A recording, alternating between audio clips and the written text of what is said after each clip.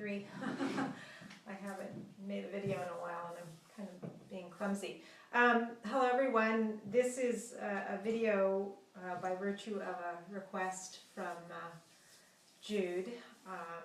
I had posted on Facebook that I got a package in the mail today, and I didn't know who it was from, and then I realized I had ordered myself a little, I think she calls them February love box, or it's like a little care package, and it's from on Facebook. She's called Southern Herbalist Hoop Dreams. Her name's Dana Tate, and it was just a little care package, and I got a lovely little note with it too. She included a crocheted granny square, and she says about this granny square,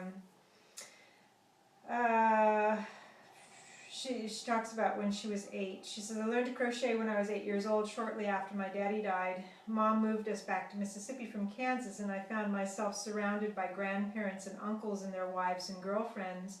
One afternoon I was bored to tears and wanted to do something. My Aunt Penny asked me, do you know how to crochet? Mom looked up from her work in the kitchen and said, I tried to teach her, but she's left-handed and I'm right-handed. She just couldn't get the hang of it.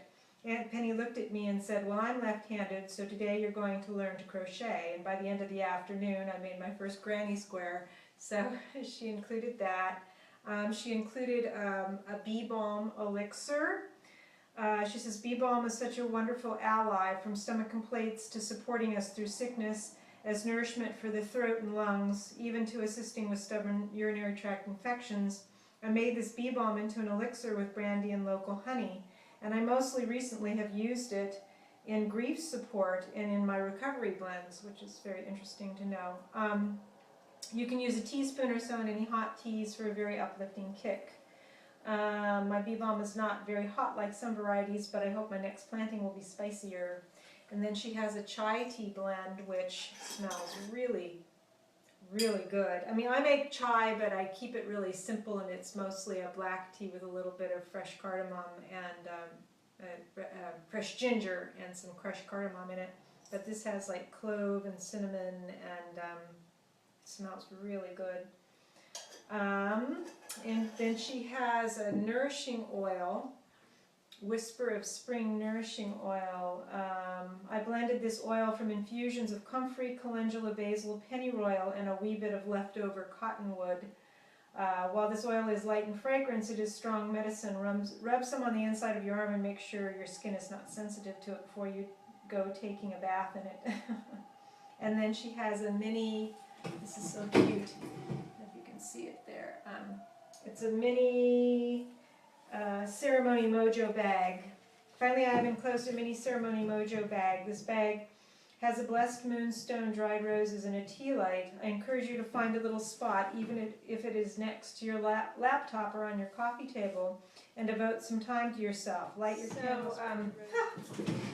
I'm using my iPhone to make this because I can't for the life of me find what I did with my bloggy. I know it's around somewhere, but I can't find it. So it cut off. It cut off when I was reading about the Mojo bag, and she just basically says, like, the key. Well, I'll read it to you because she writes it better than I can paraphrase, and I'll try to edit this so it makes sense. I encourage you to find a little spot, even if it is next to your laptop or on your coffee table, and devote some time to yourself. Light your candle, spread your roses around your gemstone, drink some hot tea or wine or whatever rocks your fuzzy princess slippers, and give gratitude for yourself, really yourself, because you are the most amazing you in the world.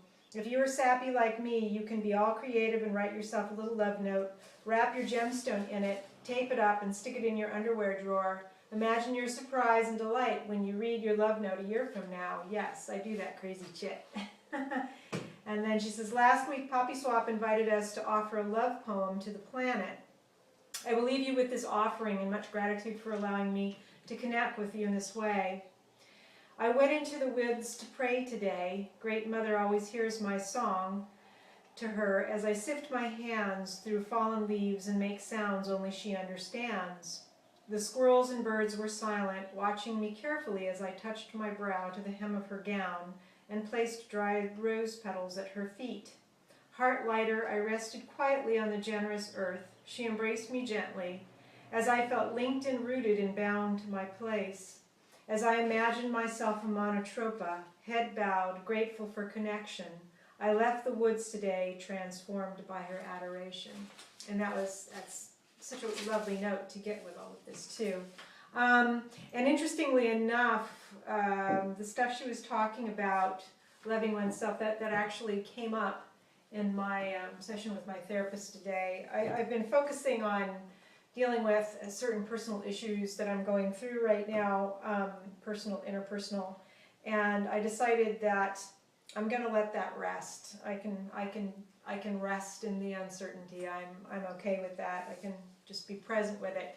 But mostly I want to start working on my stuff, which is a lot to do with my self-worth. We went back and talked about my childhood and different things like that, and ways in which I wasn't particularly nurtured, certainly not celebrated. There was, it was just the times. There just wasn't a whole lot of interaction. I was left to my own devices, and I have done a lot of stuff throughout my life to gain favor of others, and that's where my self-worth comes from, and that's why I have difficulty in certain situations to speak up for myself, and to feel comfortable and grounded in just stating my position about things. So we talked about, she talked about me, my therapist talked about when I get in situations where I feel uncomfortable to just be with myself the way I have been with my own children, and just kind of mother myself. And I said, well, what can I want to find something to do on a regular basis that's more proactive than that. And we talked about, she said, do you have any pictures of yourself as a child? And she said, take the pictures and write to yourself. Write what I would have wanted at that time, and give that to myself now. So when I was at Barnes & Noble just picking up some little Valentine's gifts, I found this notebook. It's really kind of a sketchbook. It's blank pages, but I'm thinking of... So, I'm having a lot of trouble. Hang on here. Oh, okay. I'm having a lot of trouble having enough storage to record on my iPhone. I really do need to find my bloggy. So I'm finishing up here just in photo booth, and hopefully I'll be able to do what I need to do. I don't know. Anyhow, I was talking about the journaling. I'm going to do some art journaling with the notebook that I showed you over in the dining room. And I've been I've been on a pretty good creative roll lately. I've been doing lots of the cyanotypes, one of my favorites recently. There's some others that are a little bit more abstract. I like that one a lot. These are all on my Flickr, although because there's like nudes in them, you have to have an account and have your safe search off. But anyway, so these are the ones I did the other day. I also have blue ones. So I've done a lot of prints, and then I actually did some prints from some digitals that I had taken a while ago. So these are all, a lot of these, the double exposures, a lot of these are about, they're about self-nurturance. They're about, seems to be the theme for me right now, is how to find that place within myself where I'm giving to myself. So I'm going to cut this off now because I have no idea how I'm going to be able to put this video together.